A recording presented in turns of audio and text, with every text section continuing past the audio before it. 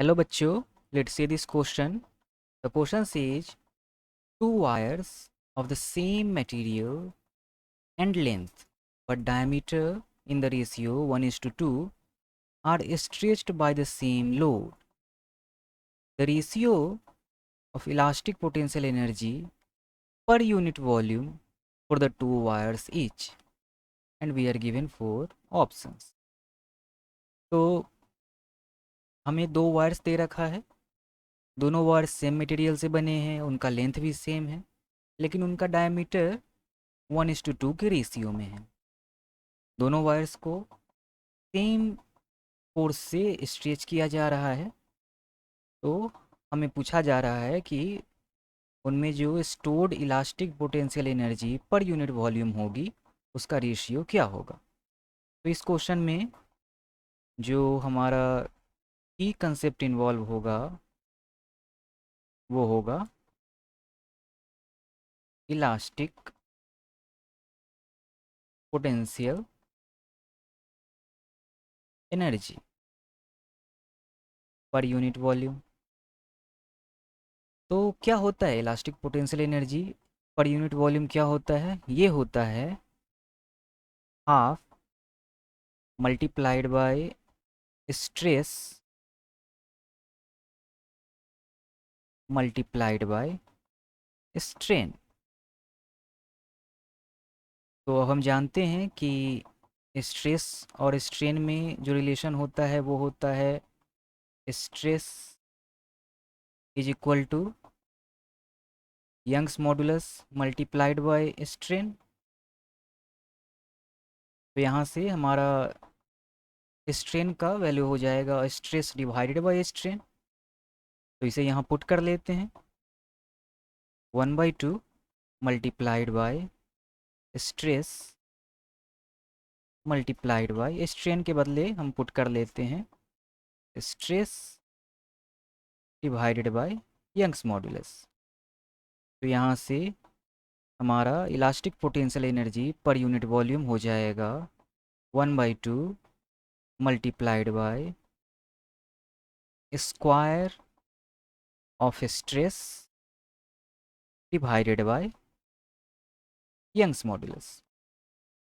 अब हम अपने क्वेश्चन में देखते हैं तो दोनों वायर्स सेम मटेरियल से बने हैं तो इसलिए उनका यंग्स मॉडुलस सेम होगा। तो इस फॉर्मूले से, इस elastic potential energy per unit volume के फॉर्मूले से हम ये फाइंड आउट करते हैं कि इलास्टिक पोटेंशियल एनर्जी जो दोनों वायर की होगी वो डिफरेंट होगी सिर्फ स्ट्रेस के कारण। तो हम ये कंक्लूड करते हैं कि y is directly proportional to stress का स्क्वायर। इसी पर हमारे दोनों वायर्स की इलास्टिक पोटेंशियल एनर्जी डिपेंड करेगी और डिफरेंट होगी। चलिए निकाल लेते हैं कि स्ट्रेस का स्क्वायर क्या होगा दोनों वायर्स के लिए। तो फर्स्ट वायर के लिए और फर्स्ट वायर जो रेडियस है वो हम मान लेते हैं r1। लेंथ क्योंकि दोनों वायर का सेम है तो हम उसे l मान लेते हैं। तो यहाँ से हमारा क्रॉस सेक्शनल एरिया ये आ जाएगा पाई r1 स्क्वायर। फोर्स दोनों पर सेम है, सेम लोड से स्ट्रेच किया जा रहा है तो उसे हम F मान लेते हैं। तो हमारा स्ट्रेस ऑन वायर 1 जिसे हम S1 से डिनोट कर लेते हैं ये हमारा हो जाएगा अप्लाइड फोर्स डिवाइडेड बाय ये A1 कर लेते हैं क्योंकि क्रॉस सेक्शनल एरिया वायर 1 है। तो applied force divided by cross sectional area A1 तो ये हमारा हो जाएगा F divided by pi R1 square. Similarly for second wire के लिए जो हमारा रेडियस है उसे हम R2 मान लेते हैं और लेंथ चूँकि दोनों का सेम है तो उसे L ही रहने देते हैं। तो यहाँ से हमारा cross sectional area of wire two ये हो जाएगा पाई R2 का स्क्वायर। अब क्वेश्चन में हमें दे रखा है कि R1 और R2 का जो डायमीटर है वो रेशियो है 1:2 में।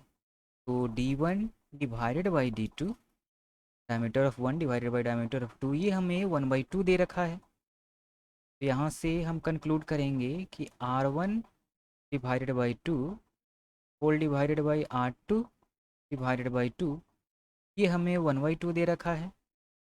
और यहाँ से हम कंक्लूड कर लेंगे कि R1 डिवाइडेड बाई R2 ये हमें 1/2 दे रखा है। तो यहाँ से हम पाते हैं कि ट्वाइस ऑफ R1 ये हमारा R2 के इक्वल है। तो cross sectional area of wire two ये हमने निकाला था, A2 हमने निकाला था पाई R2 स्क्वायर, और R2 इक्वल है 2R1 के, तो इसे पुट कर लेते हैं। तो cross sectional area of wire two ये हमारा आ गया 4 पाई R1 स्क्वायर, और फोर्स दोनों वायर पर सेम है तो फोर्स F ही होगा। तो स्ट्रेस ऑन वायर टू ये हमारा आ जाएगा force divided by cross sectional area 4 pi R1 square. अब शुरू में ही हमने डिस्कस कर लिया था कि जो दोनों वायर्स के लिए elastic potential energy per unit volume ये डिपेंड करेगा स्ट्रेस के स्क्वायर पर। तो जब हम रेशियो निकालेंगे U1 डिवाइडेड बाई U2, ये हमारा होगा S1 square divided by S2 square. हमने S1 फाइंड आउट किया है F divided by pi R1 square. S1 का स्क्वायर हमारा हो जाएगा F square divided by pi R1 square, इसका होल स्क्वायर। सिमिलरली S2 हमने फाइंड आउट किया है F divided by 4 pi R2 square. तो S2 का स्क्वायर हो जाएगा हमारा F square divided by 16 pi, sorry यहाँ R1 है, हमने S2 की वैल्यू फाइंड आउट की थी F divided by 4 pi R1 square, 16 pi R1 square, इसका होल स्क्वायर। और जैसे कि प्रीवियसली हमने डिस्कस किया है U1 डिवाइडेड बाई U2 ये S1 square divided by S2 square के इक्वल है।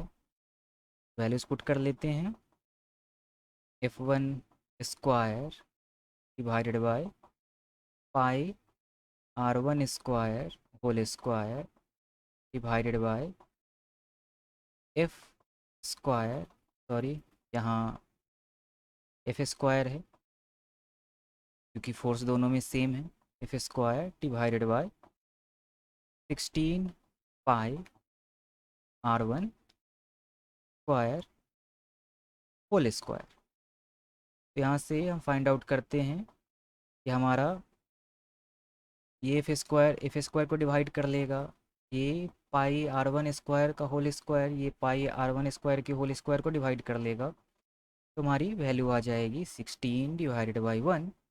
तो हमारा U1 और U2 का रेशियो हो जाएगा 16:1। चलिए देख लेते हैं हमारा कौन सा ऑप्शन मैच करता है। तो ऑप्शन नंबर डी हमारा मैच कर रहा है, ऑप्शन नंबर डी हमारा करेक्ट ऑप्शन होगा। Hope you understood it well. Best of luck.